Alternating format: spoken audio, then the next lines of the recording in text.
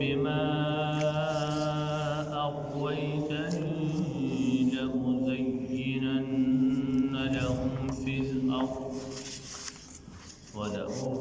ولأغوينهم أجمعين إلا عبادك منهم المخلصين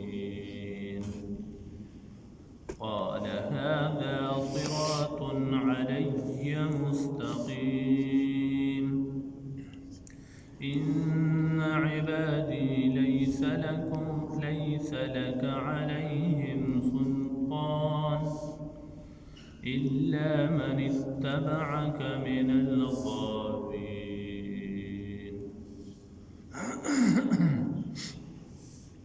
سورة الحجر 39 نمبر آیات تے یو کم سلوی ختم نمبر آیات دو سورة الحجر. دیدنا مخی اللہ جل جلالہ داو فرمائل چمن فرشتو توویل چمن یو انسان پیدا کو یو بشر پیدا کو. کله چې دا بشر مون پیدا کو نو تاسو ټول به هغه ته په سجده کې پریوځئ، هغه ته به سجده وکړئ. کله الله جل جلاله دا بشر تیار کړو او حکم یې وکړو چې تاسو دته سجده وکړئ، نو شیطان د هغې سجدې نه انکار وکړو. الله جل جلاله ورته وفرمایل تا ولې سجده ونه کړه، تا ولې د سجدې کولو نه انکار وکړو؟ نو دا ورته وایي چې زه تا د اور نه پیدا کړی او دا تا د خټې نه پیدا کړی دی، نو زه ولې بدبودارې خټې ته چې دی نو سجده وکړم؟ لہذا د ده ته سجده کوونکی دی. الله جل جلاله ورته وفرمایل چې اوځه او رکشه د جنت نه کوز شه. نو چې کله ډېره ایستو ده ورته ووایي الله ما ته د وقته پورې مهلت چې دی نه دا راکړه. ده مهلت وغوښتو تر د ورځ د قیامته پورې، او الله جل جلاله دته مهلت ورکړو د وقت معلومه پورې، یعنی د وقت مقرر چې مرګ پې راځي د هغه وخته پورې. او دې ځای دی الله ته لوی لوی قسمونه خوري.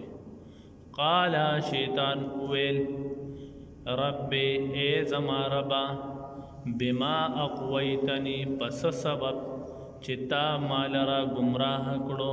څه مطلب؟ په کم سبب چې تا زه د دې جنت نه راوویستم، په کم سبب باندې چې زه د اسمانونو کوزیږم، په کم سبب باندې چې زه گمراه شم، په کم سبب چې تا زه گمراه کړم، لأزینن لهم فی الارض، نو زه به ضرور ښایسته کړم لهم دوی ته ګناه. په کم ځای کې؟ فی الارض، په ځمکه کې. زه به دوی ته ګناهونه ښایسته کوم په دې ځمکه کې.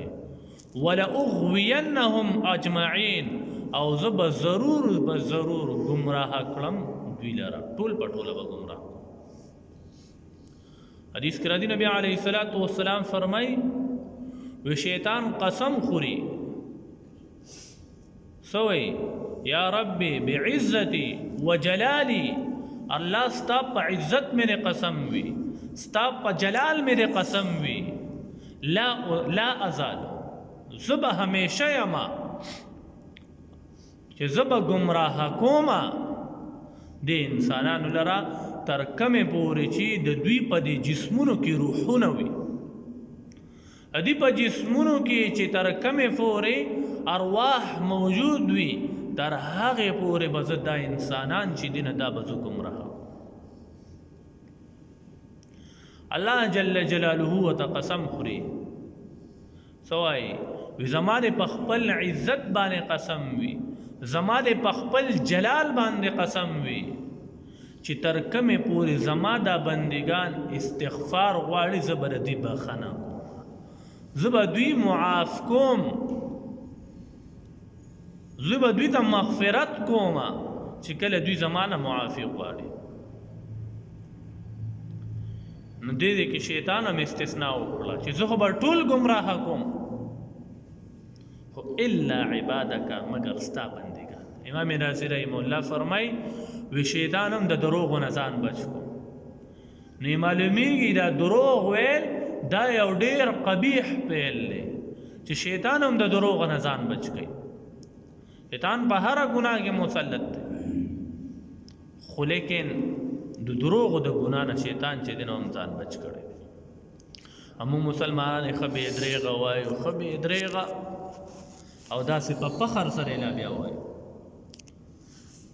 الا عبادک، مگر ستا بندگان، منهم لهغونا المخلصین چې مخلص دي، مخلص خلق تا خالص کړي دي، خالص خلق تا یا دا مخلصین دي. د لام په کسرې سره، لام په زیر سره دی، مخلصین چې کم اخلاص کون کی دي په عبادت کې. او دا اخلاص څه چیز دی؟ د دې په باره کې جنید بغدادي رحمه الله فرمایي الاخلاص سر بین العبد و بین الله تعالی.